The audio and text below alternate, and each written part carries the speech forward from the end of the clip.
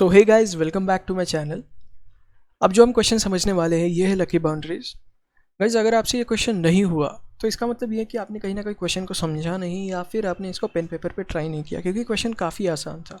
और दूसरी चीज़, आपसे ना होने की चीज़ ये भी हो सकती है कि आपको टाइम लिमिट एरर आया हो सकता है। सो अभी हम क्वेश्चन को समझते हैं। क्वेश्चन काफ़ी आसान था। सो इस क्वेश्चन में ऐसे दिया गया था कि आप क्रिकेट मैच में बैटिंग कर रहे हो और अपोनेंट टीम ऑब्वियसली आपको बॉल डाल रही है, लेकिन इसमें कंडीशन ऐसी थी कि आपको इनफाइनाइट नंबर ऑफ बॉल्स खेलने को मिल सकते हैं। आपको इसमें बाउंड्री स्कोर करनी थी, लेकिन बाउंड्री की एक कंडीशन थी कि n मॉड m की वैल्यू लेस देन और इक्वल टू n/2 होनी चाहिए। अब इस कंडीशन में कुछ वेरिएबल्स हैं, हम उनको समझते हैं। इसमें दो वेरिएबल्स है, n और m। n क्या है? n लकी नंबर है जो आपकी टी शर्ट के ऊपर रहेगा। अगर आपने कभी कोई क्रिकेट मैच या फुटबॉल मैच देखी होगी तो उसमें जो भी प्लेयर्स होते हैं, उसमें लगभग सारे स्पोर्ट्स में जो टी शर्ट होती है प्लेयर की, उसके ऊपर एक कुछ ना कुछ नंबर होता है, वो उसका लकी नंबर हो सकता है। सो उस नंबर का सिग्निफिकेंस क्या, एन की वैल्यू जो होगी वो नंबर होगा। और दूसरी चीज़ क्या है? एम। एम यानी जिस नंबर की बॉल वो खेल रहा है। जैसे 10 बॉल होंगी तो एम की वैल्यू 1 से लेकर 10 तक हो सकती है। सो अब हम समझते हैं हमें क्या करना था कि प्लेयर कितनी बाउंड्रीज मार सकता है, ये हमें बताना था। मैं आपको बोर्ड पे समझाता हूँ। देखो कैसे था। जैसे आपने सपोज टी शर्ट के ऊपर की आपकी एन की वैल्यू है 3। आप बाउंड्री कब स्कोर करोगे? N mod M will be less than और इक्वल टू n/2, है ना। जब ऐसी कंडीशन होगी तब आप बाउंड्री स्कोर करोगे। तो आप देखो, जब पहली बॉल आई तो n मॉड मतलब क्या? 3 mod 1, this will be equal to what? 3।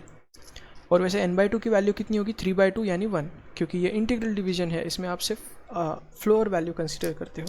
1.5 नहीं रहेगी, 1 रहेगी। सो देखो 3 मॉड 1 की वैल्यू कितनी आई? 3। नहीं सॉरी, 3 मॉड 1 की वैल्यू 0 आई, है ना, कुछ भी रिमाइंडर नहीं बचा। तो n/2 क्या आया?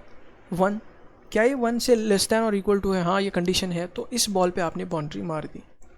जब सेकेंड बॉल आई तो क्या होगा? 3 मॉड 2, इसमें क्या आएगा? रिमाइंडर आपका 1। ये भी कंडीशन सेटिस्फाई करता है, इसमें भी बाउंड्री लगी। जब थर्ड बॉल आपने खेली तब क्या होगा? 3। This will be also equal to 0, है ना। 3 मॉड 3 0 आएगा, तो इस केस में भी आपने बाउंड्री मारी।